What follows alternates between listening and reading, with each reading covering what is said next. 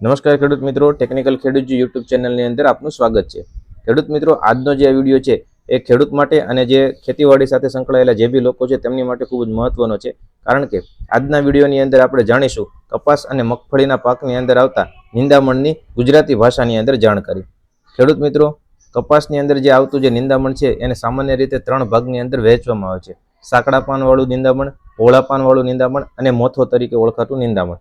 હવે ખેડૂત મિત્રો, આપણે સૌથી પહેલા જે સાંકડા પાનવાળું જે નિંદામણ છે એની અંદર જો જોઈએ તો એની અંદર જે સૌથી પહેલું નિંદામણ આવે છે એનું નામ છે કાળિયો।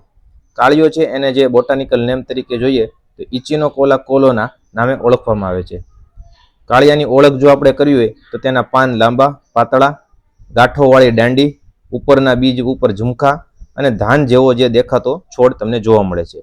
આ હતી કાળિયાની જાણકારી। હવે ત્યારબાદ સાંકડા પાનવાળા પાનની અંદર જે બીજા પ્રકારનો જે નિંદામણ આવે છે એનું નામ છે ધરો। ખેડૂત મિત્રો, જે ધરો છે એને જે બોટાનિકલ નામ સાયનોડોન ડેક્ટિલોન નામે ઓળખવામાં આવે છે।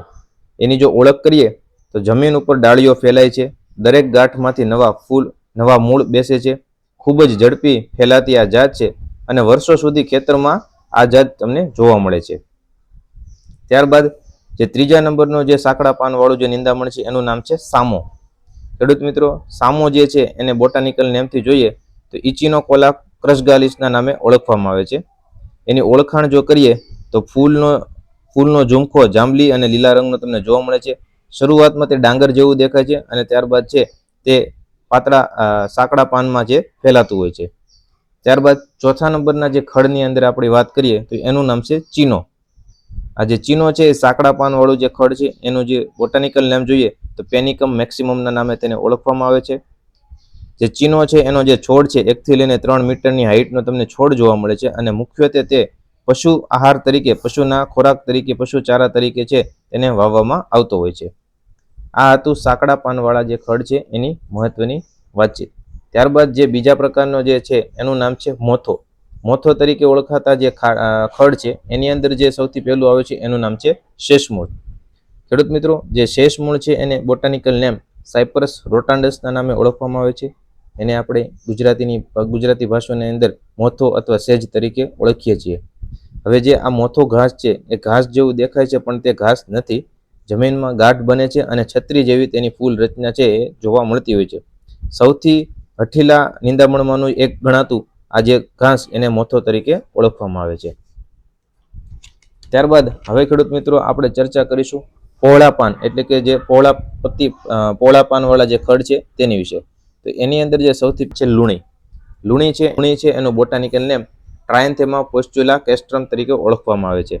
આની જો ઓળખની વાત કરીએ તો પહોળા પાનવાળું નિંદામણ છે, જાડા રસદાર પાન જોવા મળે છે, ગુલાબી અથવા જાંબલી નાના ફૂલ જોવા મળે છે અને કપાસમાં સૌથી સામાન્ય આ ખડ તમને જોવા મળે છે। ત્યારબાદ ખેડૂત મિત્રોની અંદર ચર્ચિત અને જે ત્રીજા નંબરનું જે પહોળા પાનવાળું ખડ છે એનું નામ છે કોંગ્રેસ ઘાસ। કોંગ્રેસ ઘાસ છે એને બોટાનિકલ નેમ પાર્થેનિયમ હાઇસ્ટેરોફોરસના નામે ઓળખવામાં આવે છે। આની જો ઓળખ આપણે કરીએ તો પાંદડા ગાજર જેવા પાન જોવા મળે છે અને ઊંડા કાપાવાળા પાન છે એ જોવા મળતા હોય છે।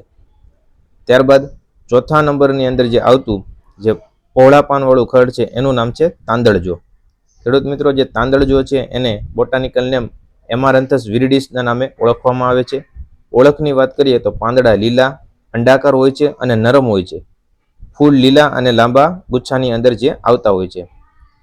ત્યારબાદ આપણે છઠ્ઠા નંબર ઉપર આવતું જે પહોળા પાનવાળું જે ખડ છે એની વાત કરીએ તો એનું નામ છે ખાર્યું। ખેડૂત મિત્રો, જે ખાર્યું છે એને બોટાનિકલ નેમ ચિનોપોડિયમ આલ્બમના નામે ઓળખવામાં આવતું હોય છે। એની ઓળખ જો આપણે કરીએ તો પાંદડા પર સફેદ લોટ જેવો આકાર જોવા મળતો હોય છે। પાંદડા જે છે એ ત્રિકોણાકાર અને હીરા જેવા બનતા હોય છે। ત્યારબાદ જે છેલ્લું જે પહોળા પાનવાળું જે ખડની આપણે વાત કરીએ તો એનું નામ છે કાંટાળી ભોંયરી। ખેડૂત મિત્રો, કાંટાળી જે ભોંયરી છે એને બોટાનિકલ નેમ ઝેન્થિયમ સ્ટુમેરિયમના નામે ઓળખવામાં આવે છે। ગુજરાતી ભાષામાં જોઈએ તો ખેડૂત મિત્રો તેને કૂતરાના ખડ તરીકે ઓળખતા હોય છે। જ્યારે આપણે આ ખડની વચ્ચેથી ચાલીએ છીએ ત્યારે તેના જે કૂતરા છે પગમાં ચોંટી જતા હોય છે। તો આ હતું જે પહોળું પાનવાળું ખડ ઝેન્થિયમ સ્ટુમેરિયમ। તો ખેડૂત મિત્રો, આવા જ વિડીયો જોવા માટે અમારી જે ટેકનિકલ ખેડૂત યુટ્યુબ ચેનલ છે એને ફોલો કરવાનું ભૂલશો નહીં।